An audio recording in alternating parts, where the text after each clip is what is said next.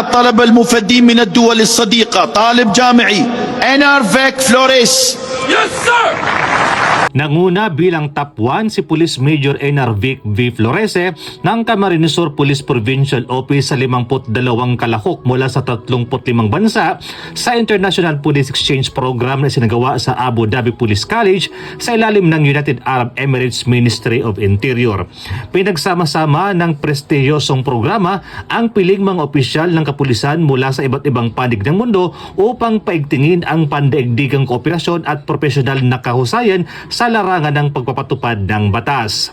Tinanggap ni Major Florese ang kanyang pagkilala sa graduation ceremony noong January 29, 2026 na diduluhanin ng His Highness Sheikh Khalid bin Mohammed bin Zayed Al Nahyan, the Crown Prince of Abu Dhabi, at His Highness Sheikh Saif bin Zayed Al Nahyan, Deputy Prime Minister at Minister ng Interior.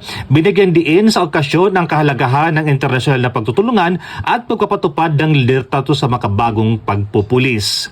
Pinuri naman ni Philippine Ambassador Alfonso Viver si Major Florese sa kanyang pambihirang tagumpay at sa marangal na pagdadala ng pangalan ng Pilipinas sa pandaigdigang entablado. Ang kanyang tagumpay ay sumasailalim sa bisyon ng PNP na magkaroon ng isang mahusay, epektibo at kapakipaniwalang serbisyo ng pulisya na nakabatay sa mga pangunahing pagpapahalaga sa integridad, profesionalismo at kahusayan sa paglilingkod bayan.